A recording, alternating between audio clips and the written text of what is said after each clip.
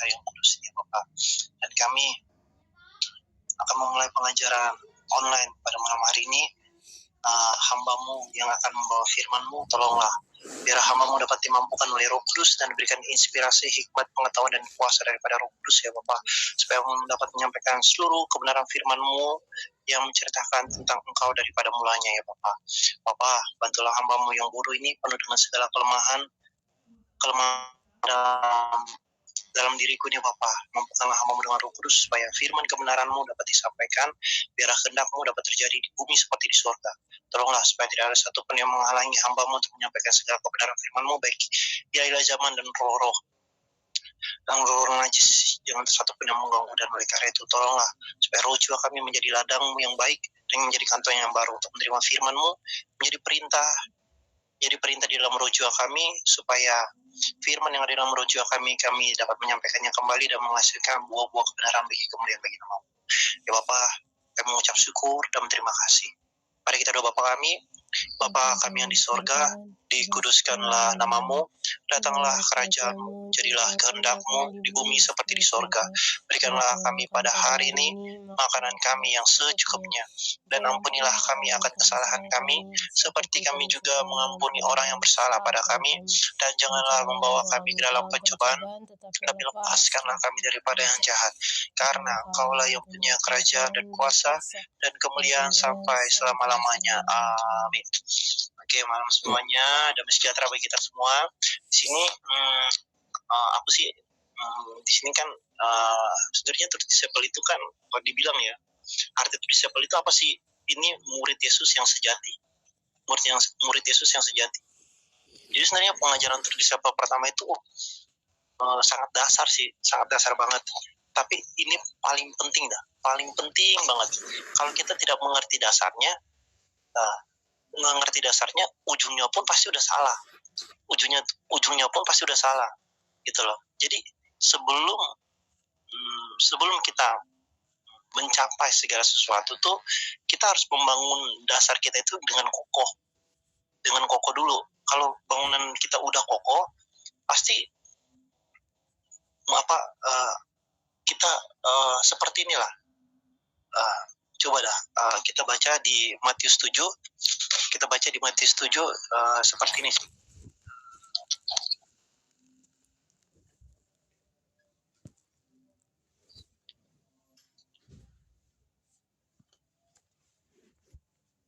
Ayat 24. Steph, coba baca Mazmur 7 ayat 24. Dari judulnya aja dulu.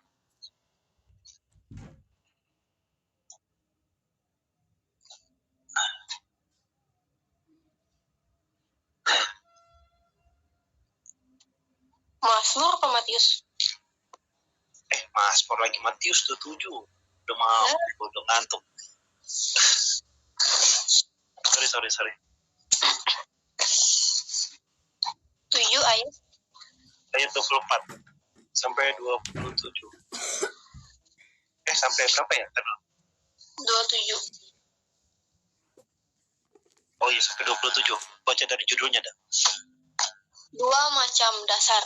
Setiap orang yang mendengar perkataanku ini dan melakukannya, ia sama dengan orang yang bijaksana, yang mendirikan rumahnya di atas batu. Kemudian turunlah hujan dan datanglah banjir. Lalu angin melanda rumah itu, tetapi rumah itu tidak rubuh sebab didirikan di atas batu. Tetapi setiap orang yang mendengarkan perkataanku ini dan tidak melakukannya, ia sama dengan orang yang bodoh, yang mendirikan rumahnya di atas pasir. Kemudian turunlah hujan dan datanglah banjir, lalu angin melanda rumah itu sehingga rubuhlah rumah itu dan hebatlah kerusakannya. Iya, jadi kita ketika membangun rumah itu di dasar apa nih? Di batu kah atau di pasir? Gitu loh. Jadi maksud di sini kita harus memiliki pengertian dulu, pengertian akan firman gitu loh. Jadi kita harus tahu kalau di sini kan judulnya apakah itu siapa pertama ya? Apakah perbedaan antara firman Tuhan dengan perkataan manusia? Jadi judul ini pun semua orang Berea pun tidak bisa membedakan. Jadi apa itu iman, apa itu keyakinan? orang Berea pun juga belum bisa membedakan gitu loh. Orang Berea, kita jangan menceritakan orang luar dah. Orang Berea pun susah untuk membedakan hal yang seperti ini nih. Kita harus tahu mana itu firman, mana itu perkataan manusia. Jadi sebenarnya ya untuk ketemu orang-orang baru tuh, kalau ketemu orang-orang baru menceritakan firman dan perkataan manusia pun, kita harus apakah yang kita tanya aja seperti ini, apakah yang Anda sampaikan ini iman atau keyakinan gitu loh. Jadi kita seperti ini. Nah, orang Kristen kan pada umumnya begini, mati kemana? Mati kemana? Pasti pada umumnya pasti bilang mati ke surga, iya kan? Mati ke surga kan? Terus kita tanya balik, apakah itu ada tertulis? Percaya langsung masuk surga. Jadi kita kembali lagi apa yang ada tertulis, gitu loh. Itulah yang disebut iman. Harus kembali berdasarkan yang tertulis. Kalau tidak yang berdasarkan tertulis, itu bukan iman, melainkan keyakinan, gitu loh. Melainkan keyakinan. Jadi kita harus kembali kepada firman. Jadi begini, jadi kita, apa sih itu orang Berea? Apa sih itu orang Berea? Kalau mungkin orang-orang, kalau kita ingin orang luar, orang Berea itu apa sih? Berea itu apa sih? Contohnya kayak ini di Jonggol. Wah, Berea itu di Jonggol itu udah dikatakan sesat lah. Gitu. Di Jonggol tuh, wah, Berea itu udah dikatakan sesat. Jadi kalau kita bilang, oke, Berea sesat, sesatnya di mananya? Gitu loh, sesatnya di mananya? Kita menyampaikan apa ada tertulis. Jadi kalau kita bilang Berea itu adalah gerakan yang kembali kepada firman. Segala sesuatu itu harus ada tertulis. Itulah yang membangun iman kita. Kalau tidak ada firman,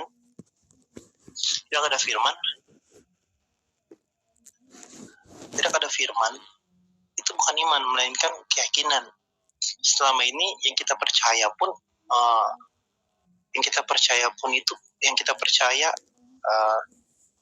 kita hanya seperti orang yang membabi buta, tidak tahu, tidak mengerti apa maksudnya. Seperti orang yang agamawi doang, gitu loh. Seperti orang yang agamawi. Tetapi kita harus mengerti apa yang kita lakukan ini berdasarkan tertulis. Dan yang kita lakukan ini tidak menjadi hal yang sia-sia, gitu loh, menjadi hal yang sia-sia. Tetapi kita lihat apa yang ada tertulis. Jadi kalau kita ketemu orang baru atau segala macam, cobalah kasih pertanyaan, apa yang Anda sampaikan itu ada tertulis atau enggak, gitu lah. Kalau enggak, itu beda. Jadi kalau manusia, kita kembali ke manusia, apa yang keluar dari manusia hanya suara dan bunyi, ya kan? Suara dan bunyi, gitu loh, suara dan bunyi. Jadi yang keluar dari manusia itu hanya suara dan bunyi, tidak ada arti, berarti nggak ada maknanya tertentu. Dan itu bukan kebenaran. Dan kita harus mengerti juga kebenaran yang dari dunia dan kebenaran dari Allah, gitu loh. Apa sih kebenaran dari dunia? Kebenaran yang dari dunia itu, yaitu membuat suatu teori,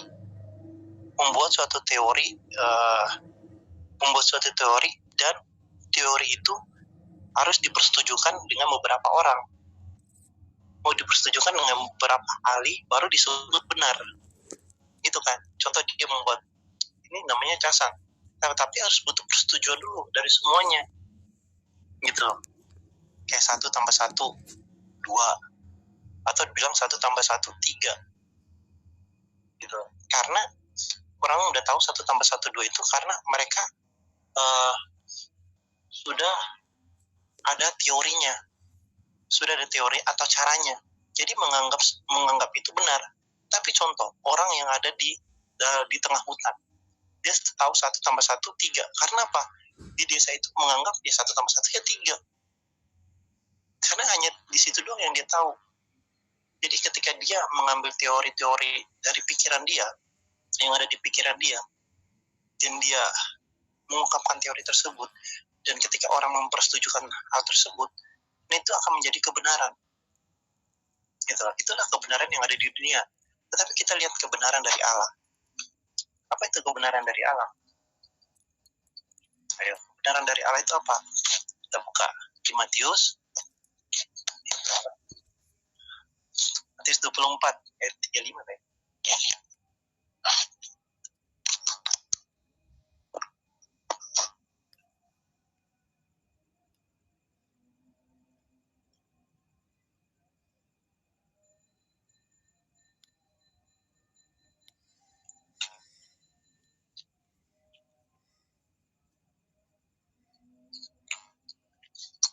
Yuk, udah Steph. Matius 24 ayat 35. Langit dan bumi akan berlalu, tetapi perkataanku tidak akan berlalu. Ya, itulah kebenaran yang dari Allah. Kebenaran dari Allah tidak akan berlalu. Tidak akan berlalu. Jadi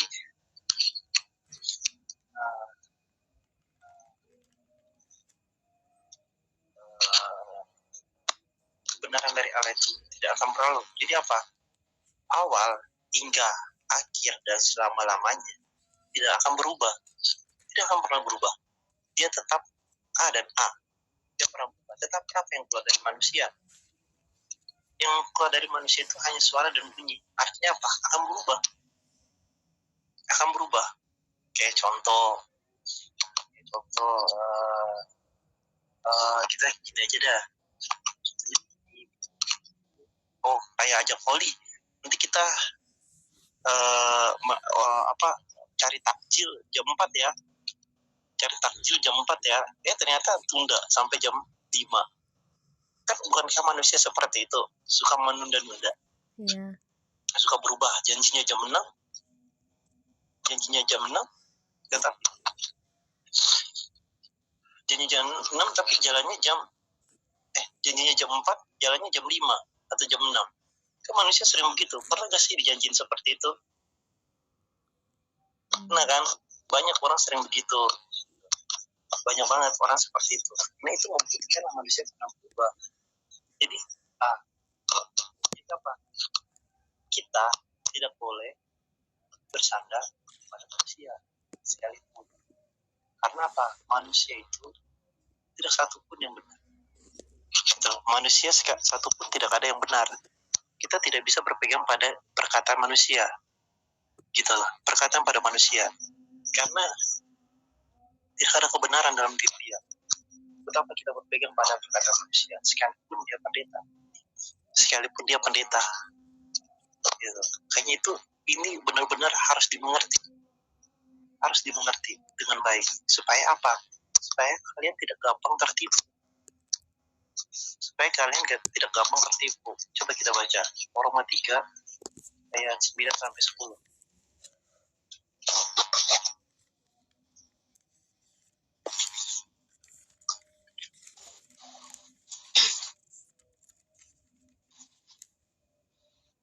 Roma 3 ayat 9 sampai 10.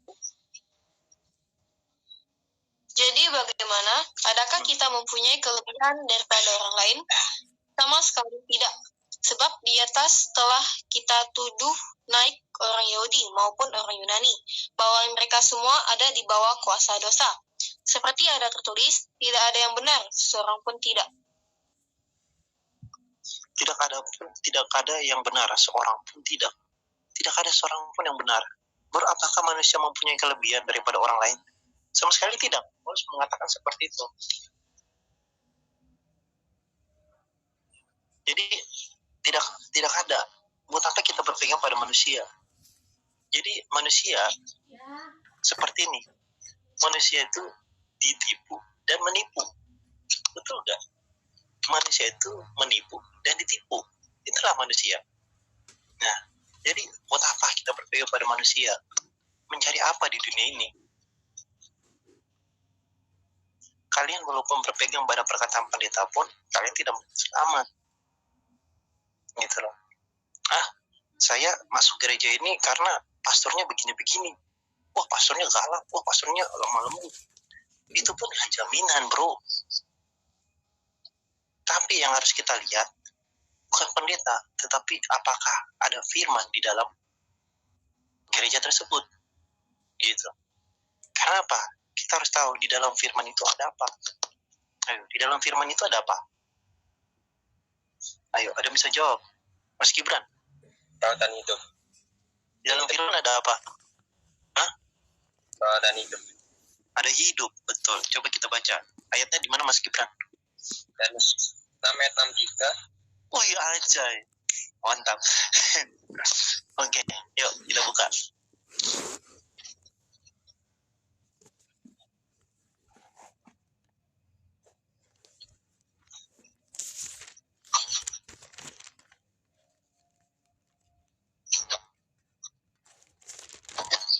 Udah, sudah.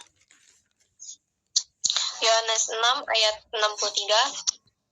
Rohlah yang memberi hidup, daging sama sekali tidak berguna. Perkataan-perkataan yang kukatakan kepadamu adalah roh dan hidup. Ya, adalah roh dan hidup. Betul-betul.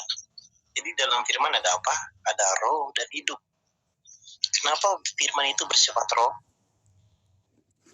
Nah, kenapa bersifat roh? Nah, kenapa firman itu bersifat roh? Nah, di sini nih kita harus kembali lagi.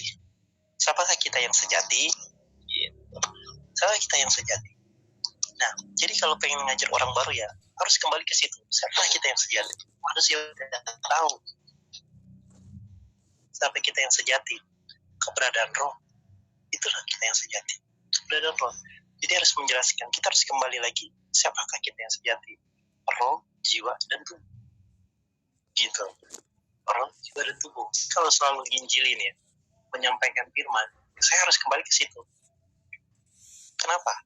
Karena dia harus tahu apa yang diperlukan dan apa yang diutamakan dan apa yang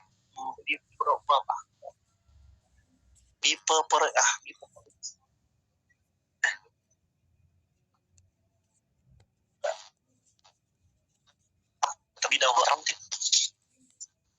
gitu, maksudnya itu. Jadi kembali ke dasar. Jadi mana yang lebih penting? Karena kita lihat firman ini roh, jadi apa yang ada di dalam diri kita yang bersifat rohani, gitu. Apa bersifat rohani dalam diri kita?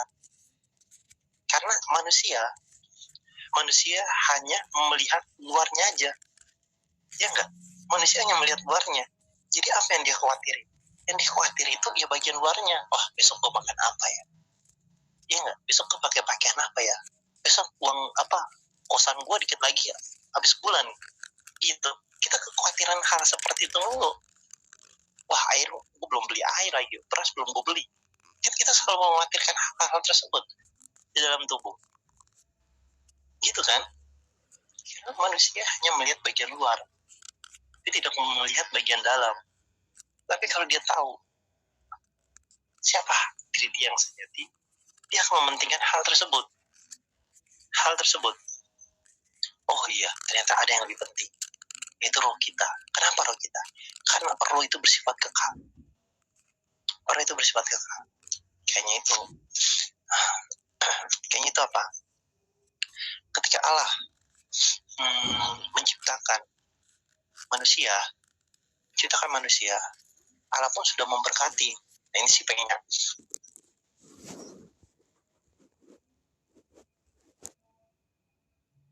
Sorry. Agak itu mampet. Jadi gitulah keluar dikit. Jadi kita lanjut. Jadi ketika Allah menciptakan manusia, ini saya pengen coba masuk ke bab saya nih. Soalnya dikit-dikit nyambung dikit. Saya masukin dikit. Nah, jadi ketika Allah menciptakan manusia, Allah memberkati, betul kan? Allah memberkati bahwa Allah memberkati manusia. Kita baca aja deh ayatnya deh. Kejadian 1 ayat 28 sampai 20. Ya, Kejadian 1 ayat 27 28 29.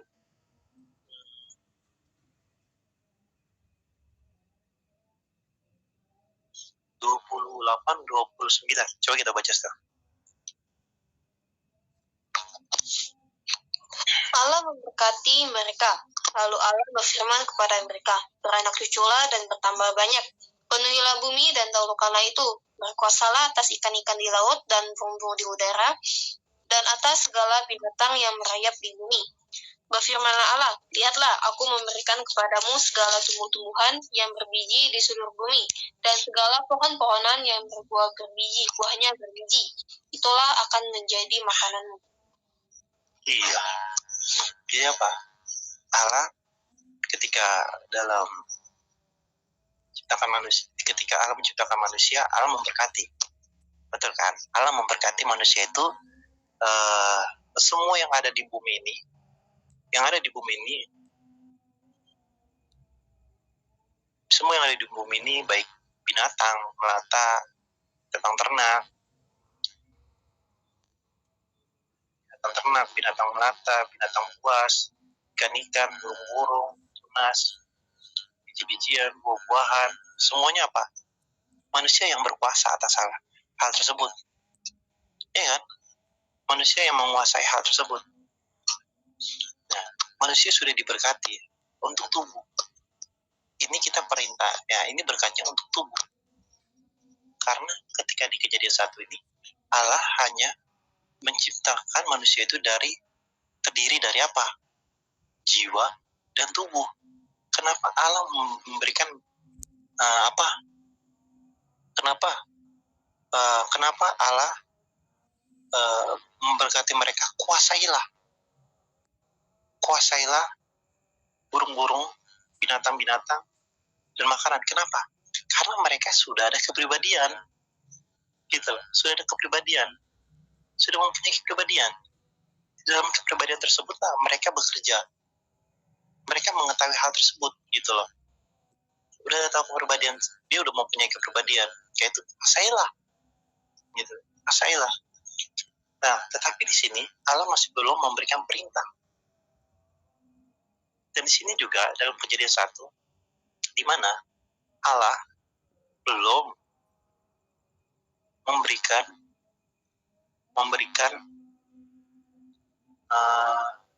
Allah belum memberikan perintah sama sekali. Walaupun di sini kan kita baca Allah hanya memberkati, bukan memberikan perintah, gitu loh. Allah hanya memberkati kepada manusia tersebut. Itu beranak cuculah, kembang biaklah, kuasailah bumi, makanan dari biji-bijian. Jadi nikmat gitu, santai banget, sangat santai. Nah, terus kapan Allah mengembuskan roh terhadap manusia? Nah, gitu, terhadap manusia. Coba kita baca Kejadian 2 ayat 7.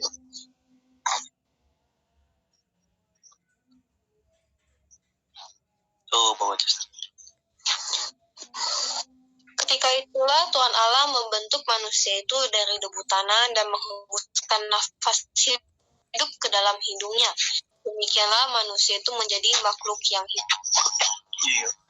Jadi ketika itulah Allah menghembuskan nafas hidup, artinya rohnya. Ya, artinya roh yang dari Allah itu diberikan kepada manusia. Gitu, diberikan kepada manusia. Jadi sejak saat itulah manusia mulai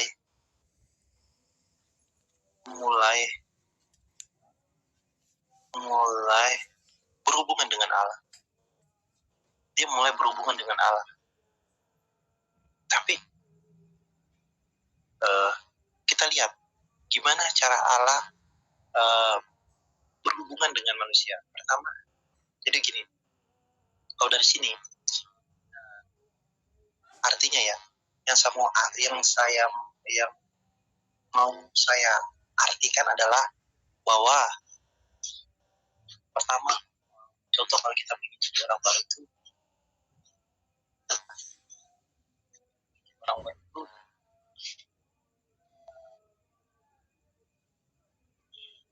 kita harus menyadarkan dia dulu, menyadarkan dia bahwa dia adalah keberadaan roh.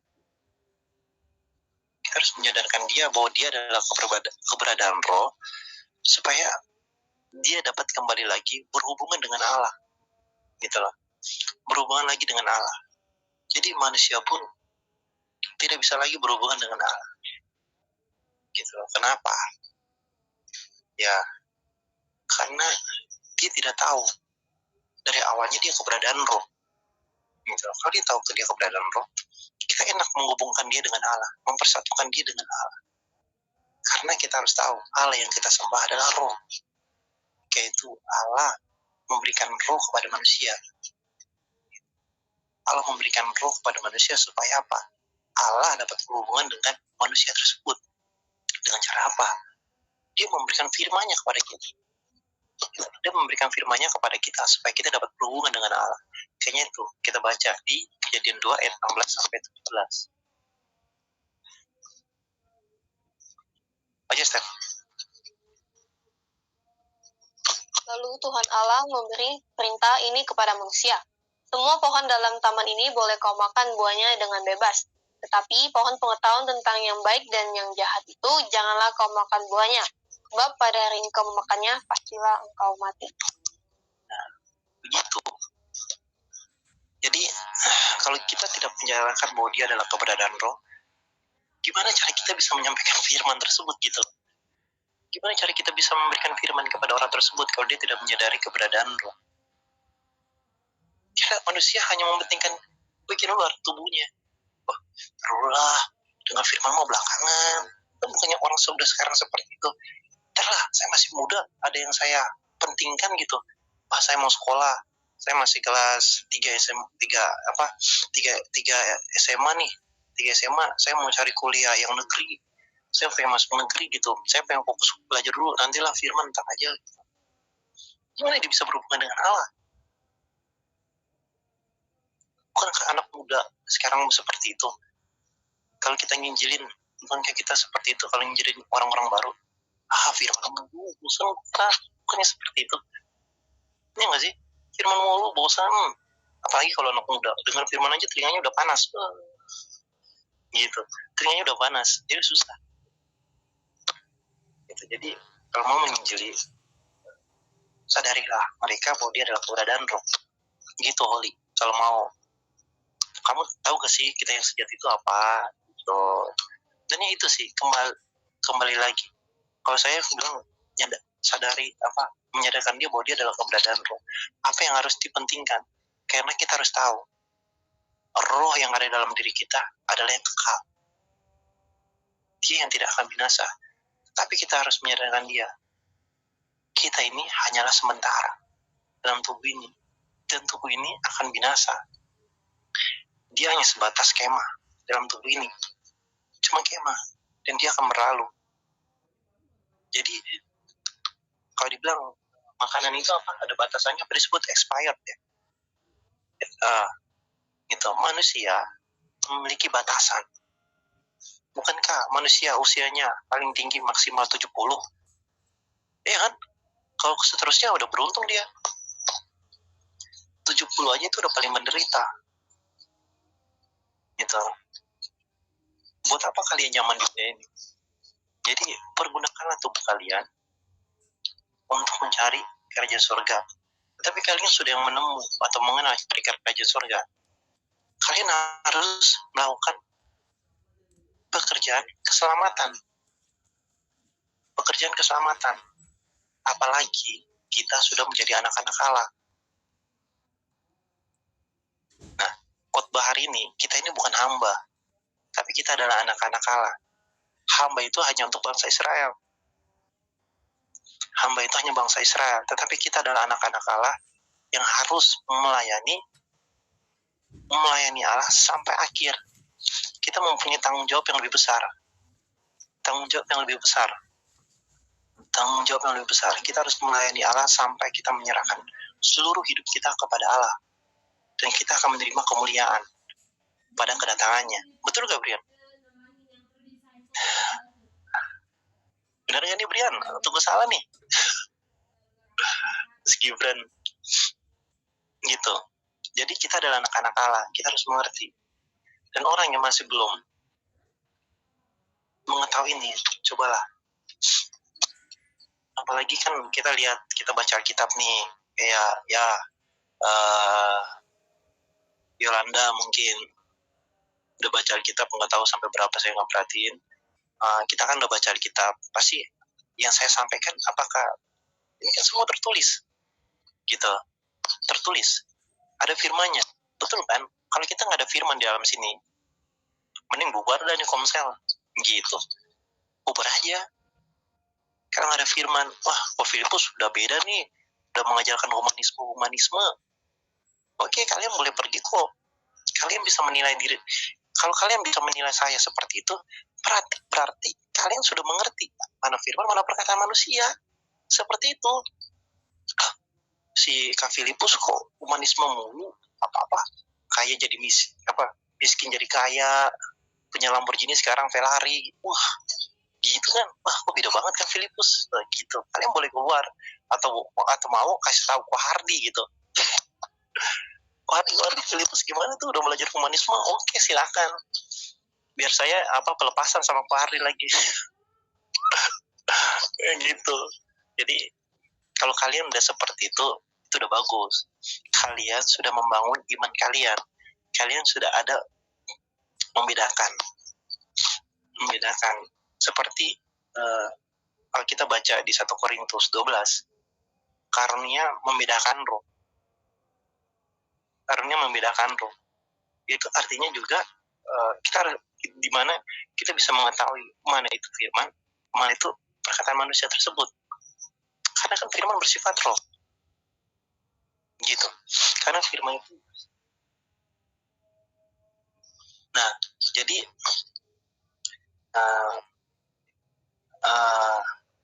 Allah ingin berkomunikasi dengan kita melalui firman. Tetapi ketika kita menyadari, kita harus memberitahu dia bahwa dia adalah keberadaan roh, dan dia menyadari bahwa dia adalah keberadaan roh. Kita sampaikanlah firman supaya dia mendapatkan hidup. Supaya dia mendapatkan hidup dalam jiwanya. Mendapatkan hidup dalam roh jiwanya. Kalau tidak ada firman sama sekali,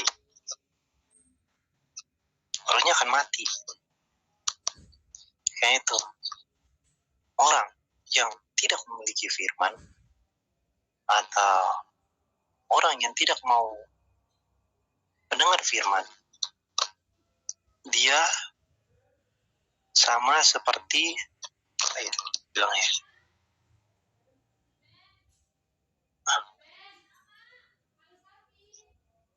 Iya, kalau kerasnya sih sama dengan binatang. Itu bahasa kasarnya. Jadi bahasa kasarnya seperti itu. Binatang. Dia tidak mau mementingkan kehidupan rohnya dan dia tidak mau mendengar firman. Dia sama seperti binatang. Gitu loh. Kalau dia tidak tahu keberadaan rohnya. Gitu loh. Dia hanya mementingkan tubuhnya aja, dia sama seperti binatang. Apakah binatang gak bekerja? Apakah binatang gak memikirkan? Apakah binatang tidak berpikir, wah besok makan apa, besok anakku makan apa? Sebenarnya binatang memikirkan hal tersebut, gitu loh. Apakah binatang gak bangun sarangnya? Burung-burung, apakah burung-burung tidak mencari makan? Dia mencari makan untuk anaknya. Tetapi apa? Allah tidak meninggalkan binatang tersebut. Allah pun memelihara binatang tersebut. Dan kita lebih dari binatang pun, masa gak dipelihara oleh Allah? Ya enggak? Allah pun, jadi coba dah kalian jalan. Mana ada yang burung jatuh dari langit? Ada gak? Enggak ada kan? Kita pernah lihat burung jatuh dari langit, saking kelaparannya dia? Enggak. Mana kalau dibilang binatang mah subur, sehat selalu, mendapatkan berkat setiap hari. Gitu. Nah, jadi yang harus kita ngerti, apa itu berkat? Yang orang berpikir berkat itu yang kelihatan kan. Berkat itu yang kelihatan. Nah, ini kalau jelasin orang-orang baru tuh, berkat ini yang kelihatan. Nah, kembali lagi kita jelaskan bahwa Allah yang kita sembah adalah roh. Gitu. Allah yang kita sembah adalah roh. Kita harus tahu apa itu roh. Orang itu tidak kelihatan, tidak bisa diraba, tidak bisa dirasa. Jadi apa? Yang keluar dari Allah bersifat roh yang tidak bisa kelihatan. Jadi pengen diterima pengen diterima oleh Allah, gimana caranya? Ya kita harus tahu kita keberadaan roh.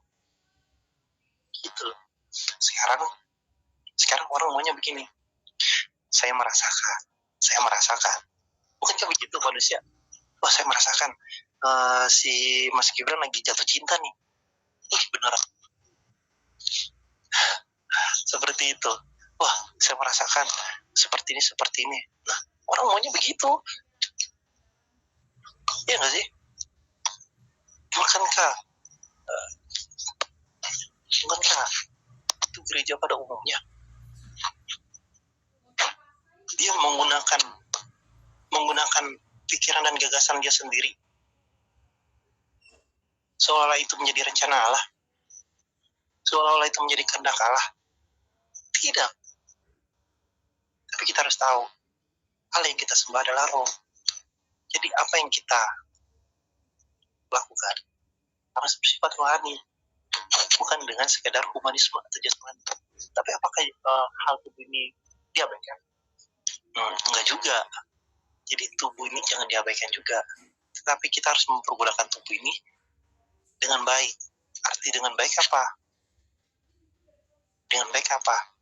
Kita harus mendapat bagian untuk berpartisipasi dalam pelayanan. Pergunakan tubuh ini dengan baik untuk kepentingan roh jiwa kita. Gitu loh. Wah, tapi kan saya masih kerja kan? Iya. Tapi kan saya masih begini, ada yang harus saya butuhkan segala macam. Oke, nggak salah. Tapi kamu harus tahu kamu tuh keberadaan roh. Dia bilang, kita harus memprioritaskan yang bersifat kekal dulu. Kayak itu bilang, Tuhan bilang, carilah dahulu kerajaan surga dan kebenarannya. Maka seperti itu dalam firman-Nya, Yesus sendiri yang berbicara. Kamu terlalu mengkhawatirkan. Emang hal-hal kekhawatiran seperti itulah yang membuat manusia terputus dari Allah. Nah, ini masuk nih. Nanti ada di bab itu tuh.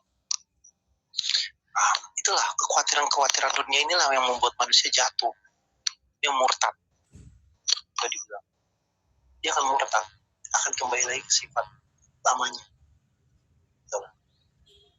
Jadi apa? Kita mempergunakan ini. Nah, dapat menerima upah dan menerima kemuliaan. Gitu. Pergunakanlah tubuh ini dengan baik.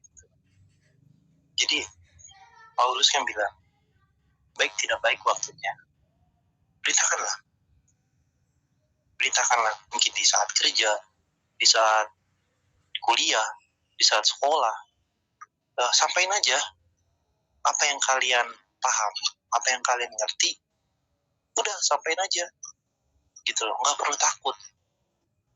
Tapi sebelum ingin memberitakan Injil, kalian berdoa dulu, Bapak, saya mohon pertolonganmu untuk membantu saya dalam berkata-kata.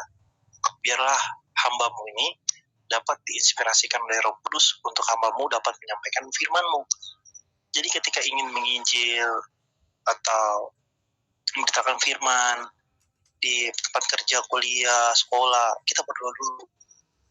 Atau enggak, Bapak, dimanapun hambamu berada, barang siapa orang yang merindukan firman-Mu, pertemukanlah hamba-Mu, baik di tempat kerja, di lingkungan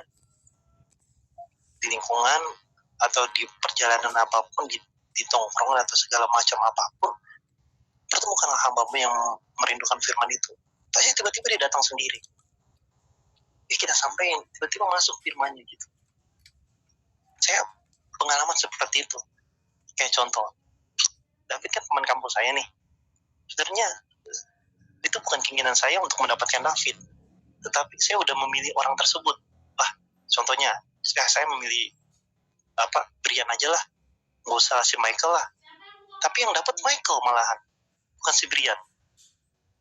Kadang-kadang seperti itu, aneh, gitu loh. Tetapi di sini kita tahu siapa yang merindukan, Michael, bukan Brian. Tetapi keinginan kita siapa? Brian.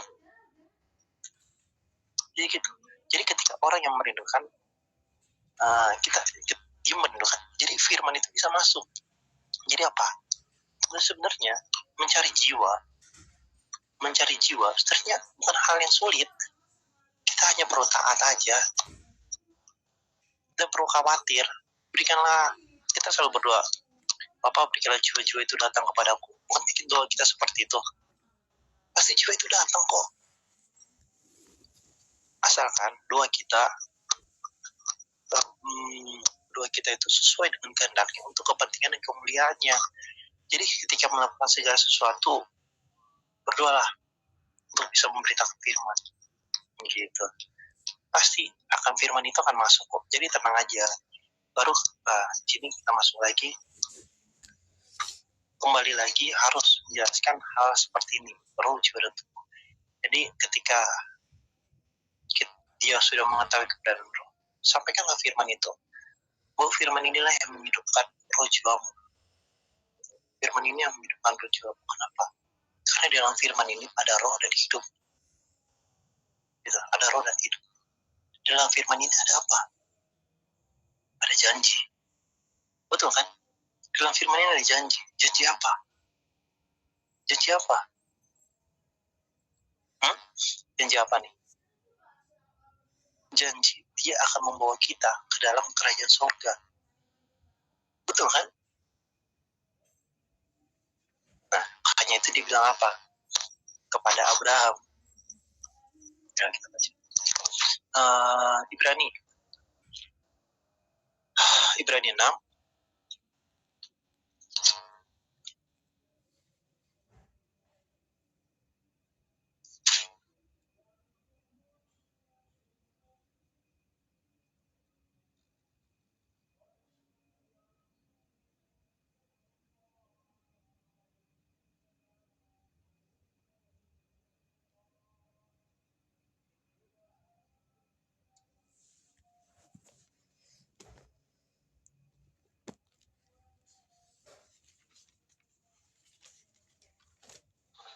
Oke.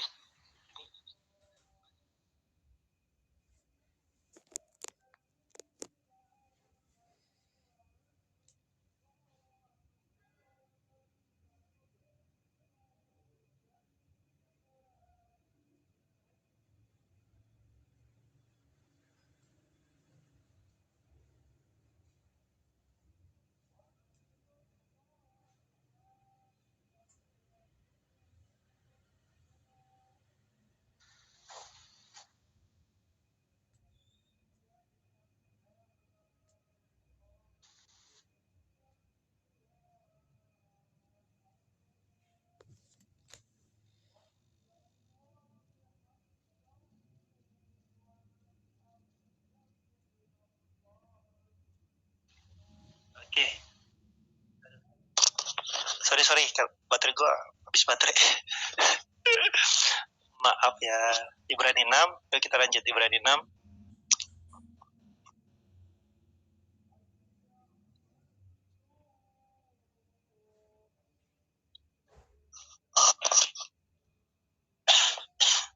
Ibrani 6 ayat 13. Sebab ketika Allah memberikan janjinya kepada Abraham, ia bersumpah demi dirinya sendiri, karena tidak ada orang yang lebih tinggi daripadanya. Terus lanjut.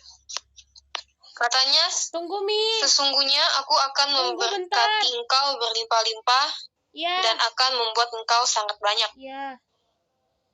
Terus lanjut. Abraham menantikan dengan sabar dan dengan demikian ia memperoleh apa yang dijanjikan kepadanya. Lanjut. Sebab manusia bersumpah demi orang yang lebih tinggi, dan sumpah itu menjadi satu pengokohan baginya yang mengakhiri segala bantahan. Lanjut. Karena itu, untuk lebih meyakinkan mereka yang berhak menerima janji itu akan kepastian keputusannya, Allah telah mengikat dirinya dengan sumpah, supaya oleh dua kenyataan yang tidak berubah-ubah, tentang mana Allah tidak mungkin berdusta, ketika kita yang mencari perlindungan beroleh dorongan yang kuat untuk menjangkau pengharapan yang terletak di depan kita. Iya, stop.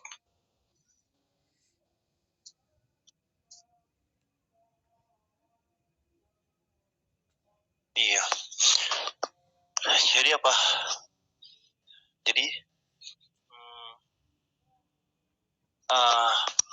Allah yang kita sembah itu tidak berubah. Dia bersumpah demi dirinya sendiri. Karena apa? Dia yang paling besar daripada manusia. Siapa di atas manusia yang lebih tinggi? Tidak ada.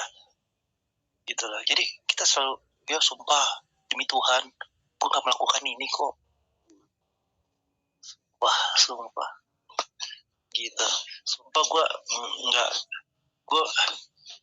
gue nggak nonjok si Brian kok. Dia sering bersumpah. Gue nama-nama yang paling tinggi. Siapa Tuhan? Tapi sebenarnya kita tidak layak. Kita siapa? Kita ini manusia, debu tanah. Hanya sebatas cacing tanah, ulat bangkai gitu. Kita itu harus orang yang seperti itu, yang paling rendah di hadapan Allah. Jadi dia bersumpah demi dirinya sendiri kepada Abraham, supaya Abraham menerima janji daripada Allah. Kayak itu, Allah memberikan janji pada Abraham dengan sumpah, supaya di dalam sumpah itu tidak ada perubahan. Sumpah itu tidak ada perubahan kan, tidak ada suatu dusta. Makanya tidak dibilang tentang mana Allah tidak mungkin berdusta. Jadi yang berdusta itu siapa? Manusia. Manusia itu berdusta. Bukan kayak tadi sudah saya bahas. Manusia itu menipu dan ditipu. Seperti itu manusia. Nah, jadi ketika Allah bersumpah memberikan janjinya atau dia memberikan firman-Nya kepada kita, apa? Hidup yang kekal. Allah menjemput kita. Tetapi apa yang harus kita lakukan? Wah, mana nih? Tuhan gak datang-datang. Mana? Janjinya mana? Kapan Tuhan datang? Omdo lah Tuhan lah, gini-gini lah, segala macam. Seperti itu, Tuhan bohong lah. Manusia menjadi kecewa. Bukankah seperti itu? Manusia menjadi kecewa. Tetapi kita harus menantikan janji itu dengan seperti Abraham. Apa? Dengan sabar. Dan bukan tadi kita baca. Abraham menanti dengan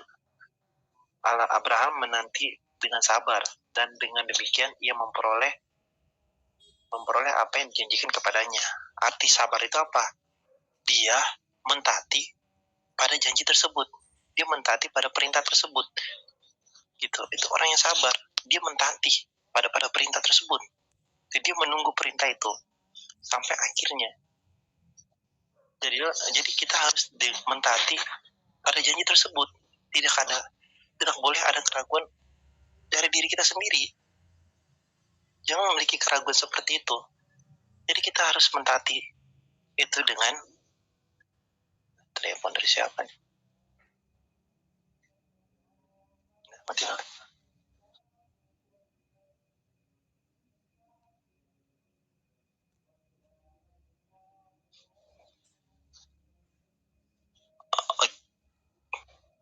Yuk. Tadi gimana? Jadi gitu. Jadi kita harus menanti dengan ketaatan, ketulusan, kesetiaan, kerendahan hati,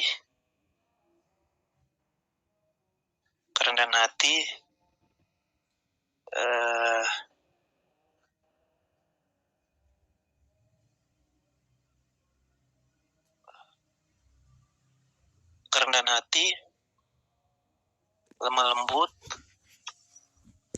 ya ketulusan, gitu loh, dengan sabar untuk memperoleh apa yang dijanjikan kepada kita untuk hidup yang kekal.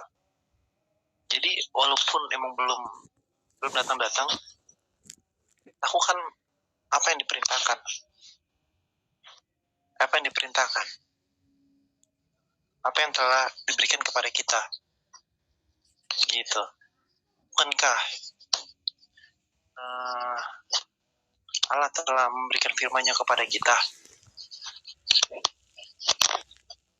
Bukankah dia memberikan firman-Nya kepada kita? Perintah agungnya. Apa perintah agungnya? Pergilah beritakanlah Injil. Apakah kalian sudah melakukan hal tersebut? Gitu. Kita harus melakukan firman itu. Perintah barunya apa? Kita harus mengasihi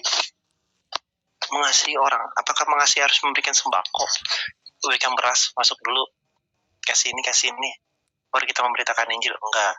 Tapi kita harus menyampaikan, ingat, keberadaan kita yang sejati itu apa. Itu aja. Sebenarnya memberitakan Injil seperti itu. Nah, kalau dibilang gampang sih ya gampang sebenarnya.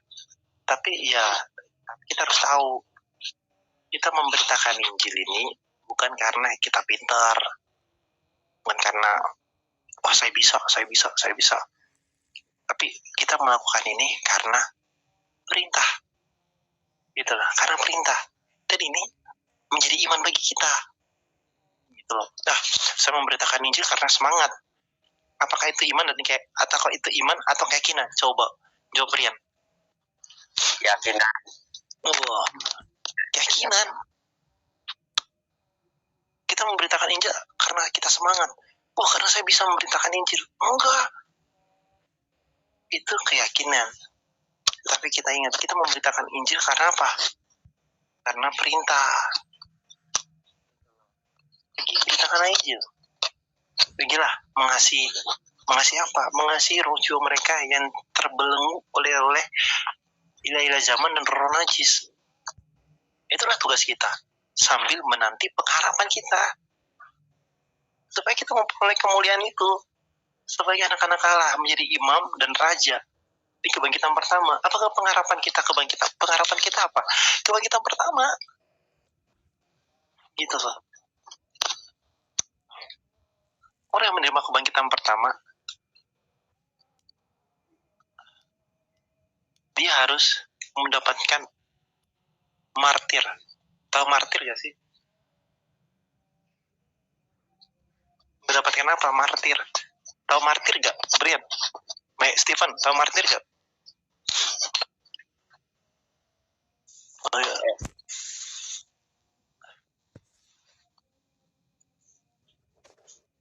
Kalau martir itu di Wahyu itu penganiayaan, kepalanya harus dibunuh. Mati. Gitu. Apakah kita harus seperti itu? Harus mati? Gimana Brian? Apakah kita harus mati?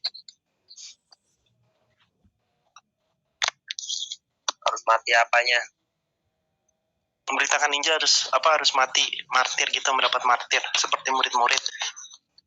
Kak harus sampai di penggal gitu. Gak harus ya. Maksudnya menderita karena memberitakan Injil ya. Iya, jadi sebagai anak-anak Allah kita harus mengalami penderitaan bersama Kristus, mengambil bagian penderitaan bersama Kristus. Jadi, nah di sini ya arti martir itu apa? Kita bahas secara Alkitab aja.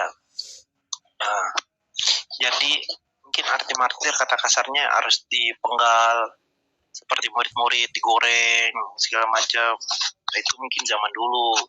Tapi karena kata Pak Kim, mungkin zaman sekarang pun nggak demikian, nggak sekeras-keras zaman para murid. Jadi kalau martir dalam kita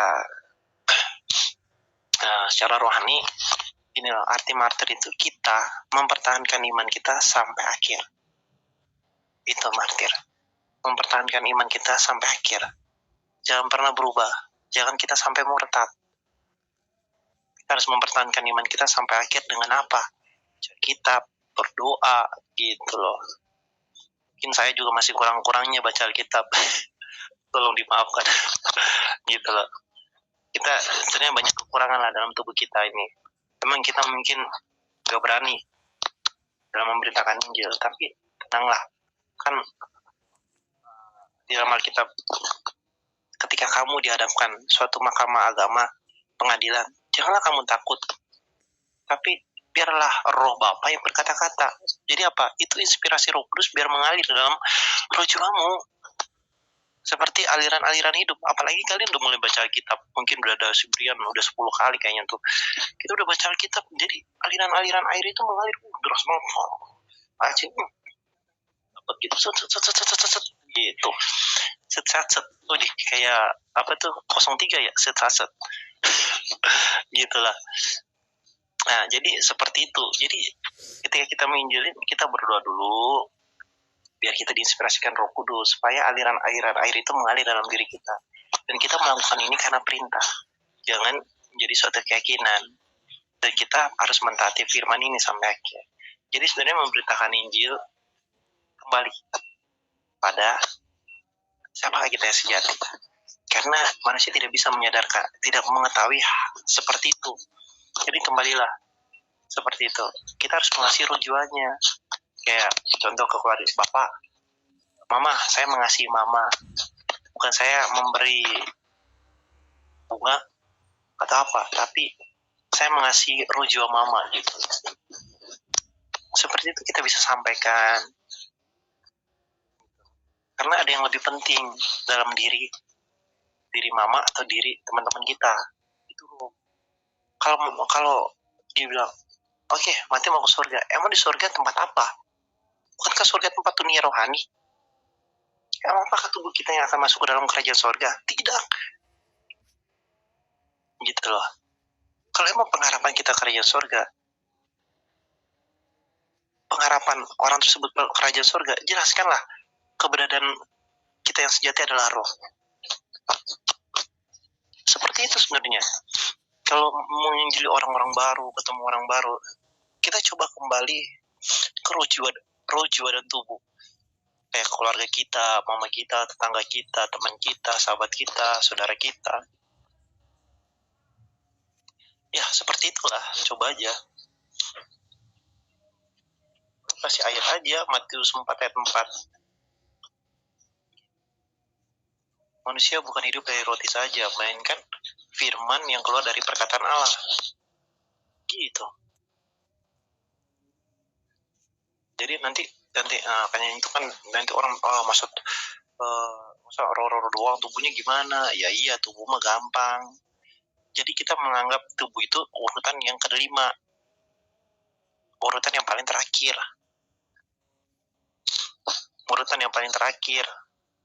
tapi harus mementingkan dulu roh lah yang harus paling pertama.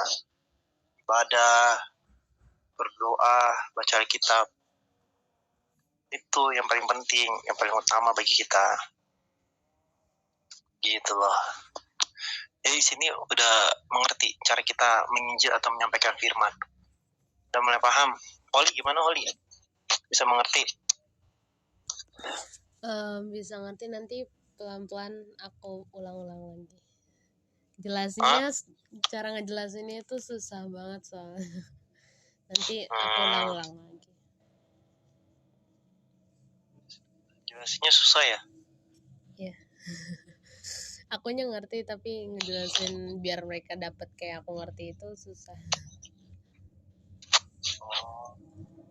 Kalau gitu,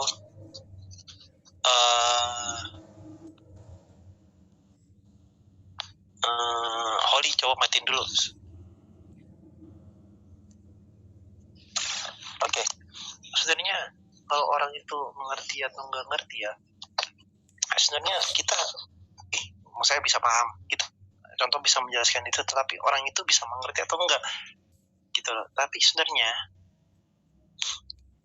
orang itu pasti mengerti lah apa yang kita sampaikan gitu. Mungkin jangan khawatir, saya bisa gak ya. Kalau kita udah ada kekhawatiran dalam pemikiran kita seperti itu mah ya udah sulit. Tetapi apa, kita berdoa minta karunia memberikan iman kepada orang tersebut supaya mereka dapat mengerti apa yang kita mengerti. Kayaknya itu kan kita selalu berdoa, berikanlah inspirasi yang sama gitu loh. Itu memberikan karunia memberikan iman gitu loh.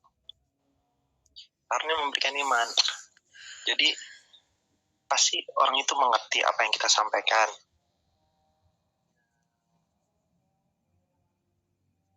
Ya, kita berdoa dulu aja. Berdoa apa ketika kita memberitakan firman, dan kembali ke dasar. Itu paling dasar loh. untuk menyampaikan siapa kita yang sejati, yang setia, keberadaan roh. Itu kalau orang nggak ngerti, gue nggak tahu lagi ya harus berkata apa.